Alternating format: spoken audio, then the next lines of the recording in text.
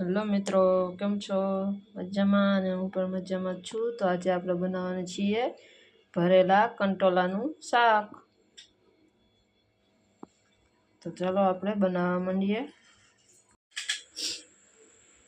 આપણે જો આ રીતે કંટોલામાંથી બી કાઢી નાખ્યા છે. એક ચીકો મારી પછી વચ્ચેથી આપણે ચાકુની મદદથી બી કાઢી નાખ્યા છે. તો હવે આપણે એનો મસાલો તૈયાર કરશું. તો આપણે જો મસાલા માટે આ સિંગનો ભૂકો લીધો છે, ગાંઠિયાનો ભૂકો લીધો છે અને લસણવાળી ચટણી ખાંડીને લીધી છે. તો હવે આપણે બધું મિક્સ કરી નાખશું.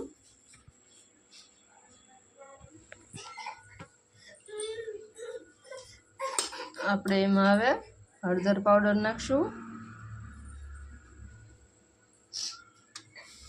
ધાણા જીરું પાવડર, થોડોક અમથો ગરમ મસાલો, સ્વાદ અનુસાર નમક, થોડીક ખાંડ નાખશું,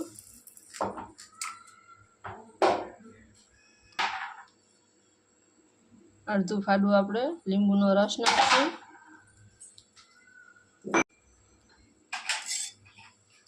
આપણે મસાલો મિક્સ કરવા માટે થોડુંક તેલ નાખશું.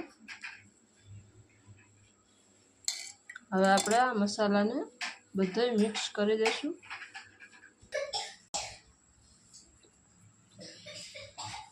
આપણો મસાલો બધો એકદમ મિક્સ કરી દીધો છે. તો હવે આપણે કંટોલા ભરી લેશું. તો જો આપણા કંટોલા ભરાઈને તૈયાર થઈ ગયા છે.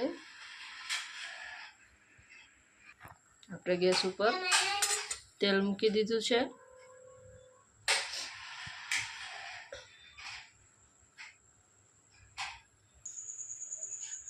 તો આપણે એમાં હવે રાઈ જીરું નાખશું,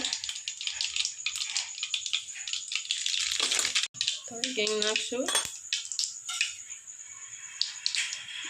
કંટોલા નાખી દેશું.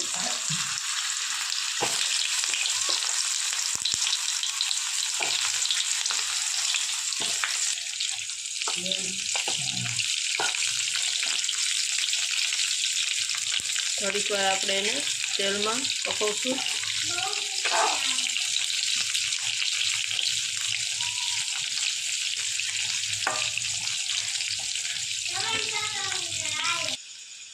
આપણે એમાં ટમેટા સુધારેલા એડ કરી દઈશું.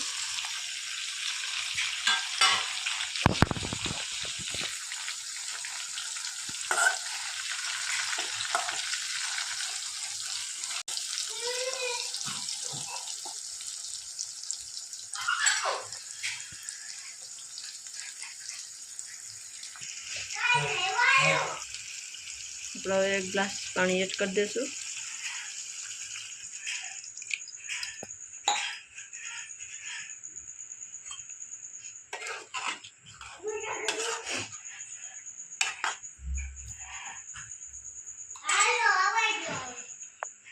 આપણે માથે ડીશ ઢાંકી અને ચડવા દેશું. જો આપણું શાક બનીને થઈ ગયું છે રેડી. તમે જોઈ શકો છો.